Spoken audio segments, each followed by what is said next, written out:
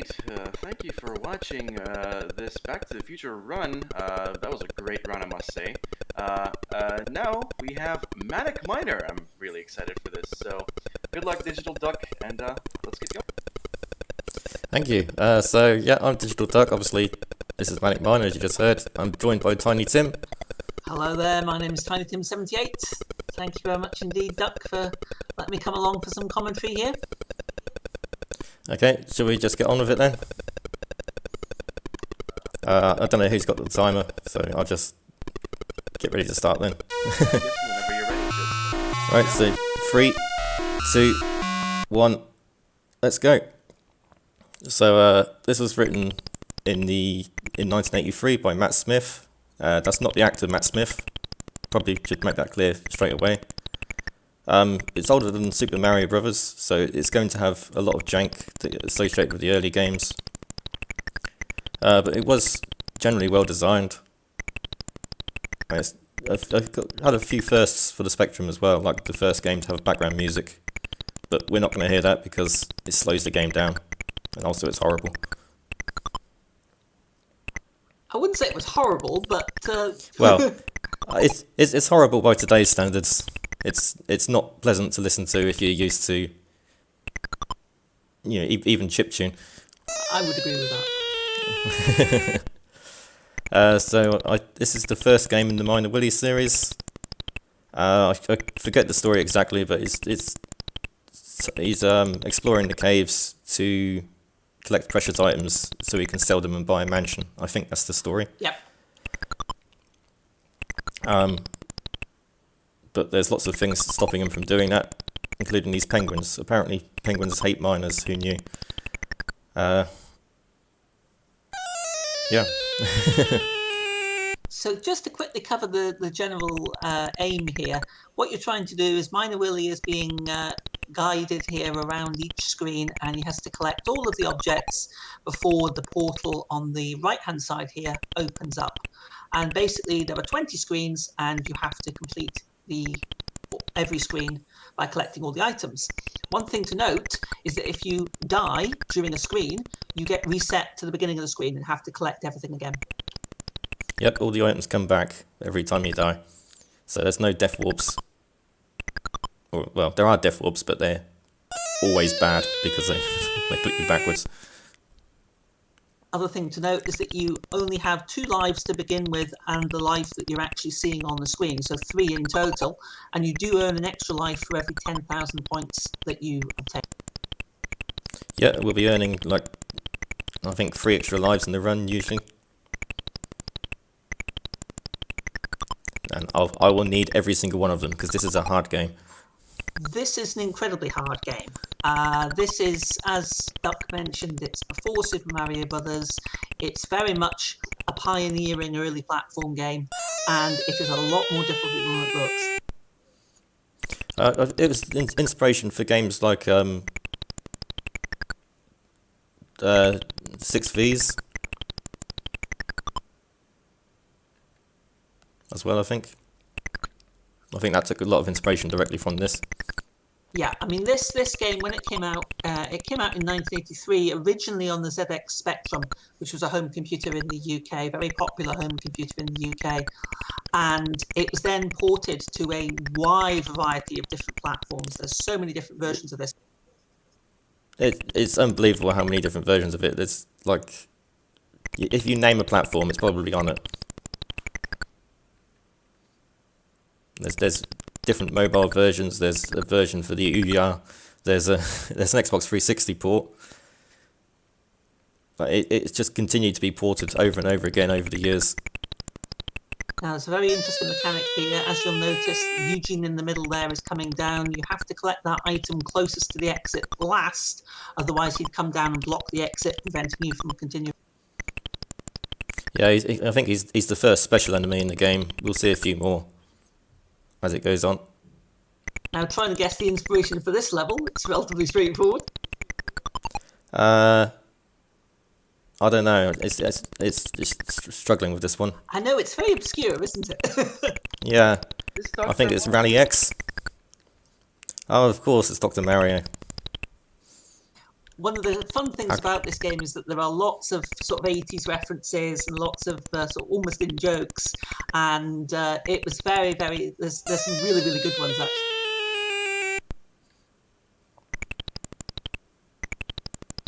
Yeah, so this is a fairly unique level. We've got collapsing ground everywhere.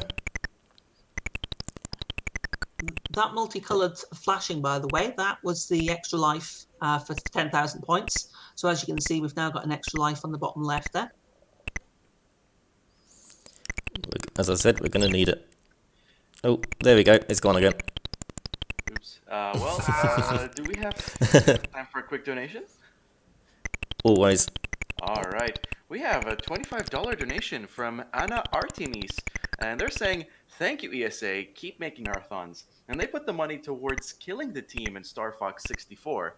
That currently is in the lead with $309 over Save the Team's 120. So it looks like our lovely chat here is heavily biased towards one end. Still, though, if your favorite is saving the team, then by all means keep those donations coming, because you have an uphill battle ahead. Either way, thank you for your generous donations. Yeah, and keep the donations coming in. Okay, this is another special level here. Yeah, another heavy inspiration as well. I guess this one. It's kind of in the name of the level as well. And the other thing I like about this level, is... Oh. Ooh. Yeah, so there's fall damage in this game as well. Forgot to mention that. You should try and avoid falling. As I was saying, this level, there's an optional section of this level that we're going to see here. Well, we're not going to see it, actually. We're not going to see it, no. I'm going to... Well, I don't know. Maybe. No, I won't. I haven't practiced it. I like to do it as a safety strat, but I'm a coward. Yeah. Nah. I'm more likely to die doing it, I think. I've done zero practice for it. The jump up over the blue bit the blue one is really tricky, yeah. Yeah. So I said you can climb up those platforms and hit the switch and kill the Kong beast. We're not going to, we're just going to leave.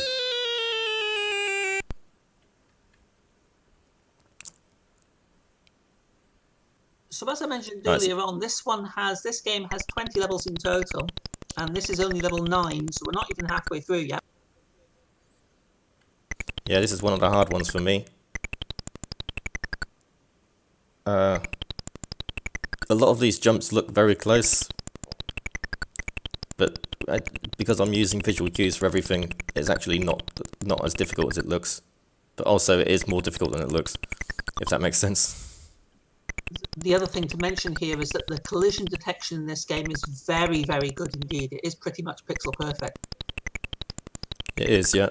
It detects pixels by drawing both the character and the enemy, and then checking to see if there's any overlap. So it is completely pixel perfect. And again, that makes some of these jumps look incredibly tight, but because of the cues that Duck is using, he's got it exactly spot on. Well, not exactly spot on. There are times when I miss. Another reference here. See if anybody can get the reference to this one. This one's clearly Sonic. Oh yes, since Sonic was around in 1983. Yeah. This one is a bit interesting because there's two different types of ground tile.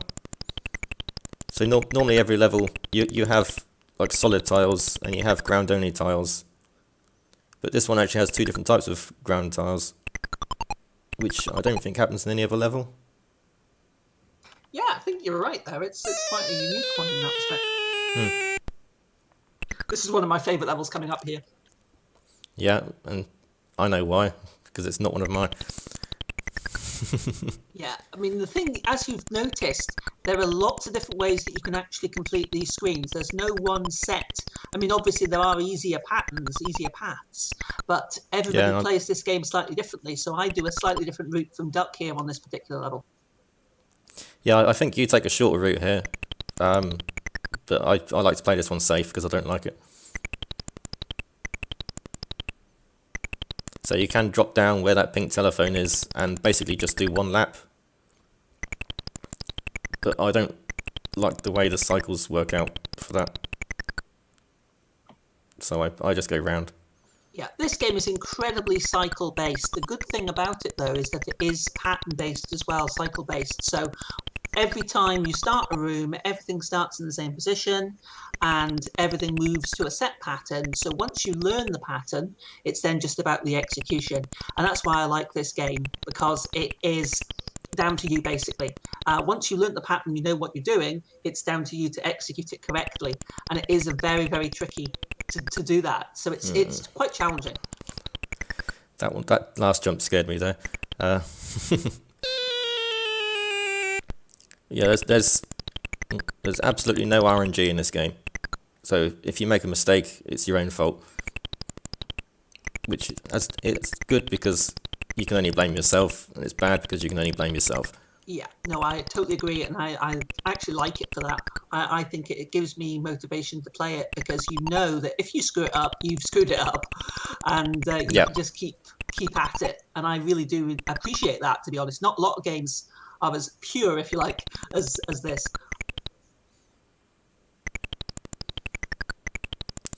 Yeah, should I kill the Kong Beast this time? It's only like an extra second or so. Again, I chicken out and I almost always kill him. Yeah, I normally don't, but I think we should show it off. So if you hit the switch, that happens. Oh, and I got an extra life for it as well. Yeah, you get quite a lot of extra points for dropping the Kong Beast. So on both the levels, I tend to do so because for safety reasons, really, because it gives you the chance of more extra lives. Yeah, this is a marathon, so safety strats are good. Normally I wouldn't bother, even though it's only like a second or so. This is actually quite a tricky level, this one, and it's quite interesting because this level... Sorry, Carol. Sorry. Jinxed you there. No, it's not your fault. No, this level's interesting because it does vary. As we mentioned earlier on, there's lots of different versions of this game. The version I mainly play is the PC version, and there's actually a slightly different loot in this level compared to the Spectrum version. Yeah, so the items have different collision on the PC version. You can touch them from the top, which means you don't need to drop down to collect them. Whereas here, you need to actually drop down to collect them, which changes the route a little bit. Also, this conveyor belt. The conveyor belts are weird in this game. If you land on them, they'll force you in the direction they're moving. But if you jump up to them from below, or if you walk onto them, you can actually go against them. And the levels are designed to take advantage of this. So it's not just like a weird quirk, it is designed that way. Yeah, again, that changes how you would approach certain levels. This one here, for example. You notice that when Duck fell there, he was immediately turned around and had to come back. Yeah, so there's no way of walking against that conveyor, because you can't jump onto it from below. And you can't walk onto it. You can only fall onto it. This looks like a particularly difficult level, but again, it's just patterns, it's just cycles. And once you learn the patterns, it's actually not too bad. Yeah, you can even see the patterns. If you look at any one of the Skylabs, you'll notice as soon as it finishes crumbling, it moves, I think it's 8 squares to the right, and then repeats the pattern. But I don't even learn that, I just know which order they're going to fall in through practice. This is a really easy level. This is one of your favourite levels, isn't it? This is my favourite level because it's about 30 seconds long and I don't have to think about it. The difficulty curve in this game is generally quite good. Most of the difficult levels are towards the end, but you do get the odd outlier. This and the last level being the two obvious ones. Yeah, the last level is much easier than the solar power generator that comes before it.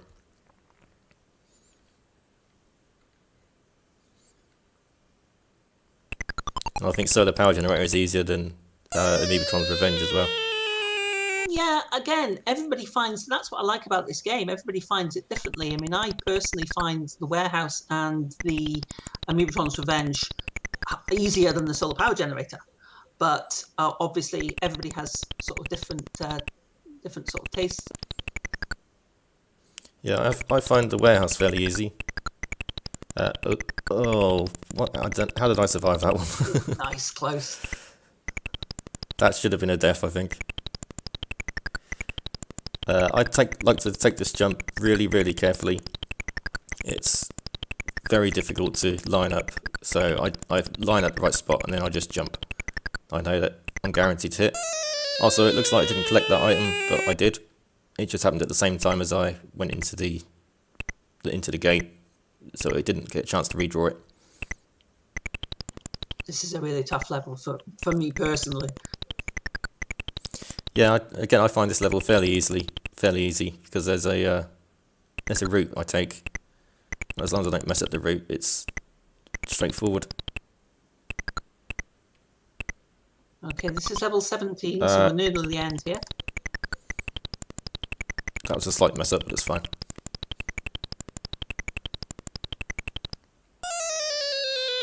This is one of the hardest levels in the game coming up. Yeah, this is probably the hardest one for me. This is the one I die on most.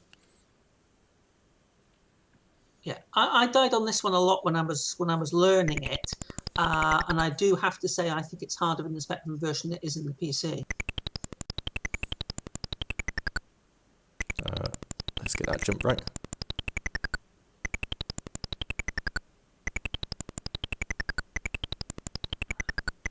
Just a bit of trivia as well, there was 2 different versions of this game released on the Spectrum, because when Matthew Smith created the game, it was originally published by Bug Byte, and then when he moved to Software Projects, created his own company basically, he took the game with him, and they re-released it with quite a few different graphical changes. No gameplay changes, but graphical differences. Well, graphical differences mean gameplay changes because of the way the collision works. But yeah, other than that, there's no gameplay changes, yeah. Yeah, no, I never actually thought of that. No, as I say, I rarely play the other version, so... Yeah, I've only been playing the Bug Byte version. Right, this is Tim's favourite level. Yes, this is my least favourite level in the game. It is, for my opinion, the hardest level. It's got its own mechanic here. That little yellow beam that you see coming down, that actually hits your air, and we've not mentioned the air up to this point. Oh yeah, there's an air meter at the bottom. If that runs out, you die. So when the yellow beam hits you, it actually drains your air a lot faster than it normally would, because it goes down normally anyway. And that's what makes this level incredibly difficult. You really do need to get everything spot on, because if you don't, you're going to run out of it. Yeah, so that's an example of not getting it spot on. Oh well, no, this is bad. So I'm very likely to run out of air now. If you miss that jump, you can get a lot of time wasted. That is probably one of the most difficult jumps in the entire game, I would say. I'm going to wait here just to let that beam of light pass so I don't get hit by it. I think I need every second of air I can get. Yeah, this is going to be tight. Yeah. I've got to jump over that just so I can jump down here.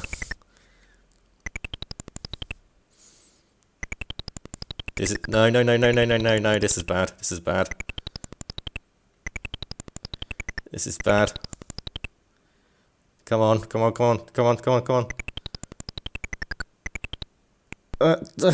had about a frame left. Oh, that was clutch. That was so clutch. I didn't even get a time bonus for that one. That was how close that was. Oh, wow. That was brilliant. Whew. Well done. Good job I got this easy level to end off on. Yeah, this is a relatively easy level. You can actually hold your progress there by holding jump when you're on the conveyor belt, and it will bump your head off the ceiling, and it will stop you from moving. Yep. Or you can do what I do and just walk all the way up and walk back again. That works too. So when I jump into this gate, it's time. So you get ready. Just don't die on that last green guy like I've done before. Yeah. Okay, and that is time. And the password is swordfish. Very well done. Let me quickly turn on the music so you can hear what I'm not dealing with. There you go. The music is quite unique and very repetitive. Yeah, and it makes me want to do this. Now you'll notice that the game didn't actually complete there. That's what we call one loop. So once you reach the end of the 20th level, it goes straight back to level 1 and it just keeps going. Look at this beautiful intro music. Well, that was amazing one, Duck. Well done. That was absolutely brilliant. Really enjoyed that. Thank you. I didn't check the time, but I died quite a lot, so I imagine it's not anywhere near my PB. I can tell you it's a 19-minute 26. Oh, good. Below estimate. Well done, well done. I'll take that. Yeah. So thanks for watching. Enjoy Rolo and Sonic coming up. Yeah. Shout out for Tiny Tim for help with the commentary. And ESA for putting together this event. I've really enjoyed it. I've really enjoyed ESA Together. I wasn't expecting to, but sorry, I didn't mean it like that. I meant that I enjoyed it more than I was expecting to. It's been a blast. It's fine. I really hope we get some more events like this in the future. Yeah, it's great. Thank you very much for your run, and thank you to Tiny Tim for the commentary. Coming up next, as Duck mentioned, we have Rolo to the Rescue by JKL87, followed by Sonic 4 Episode 1 by Argix. So some exciting runs here. You don't want to miss those. So yeah, let's do a quick intermission, and we'll be right back.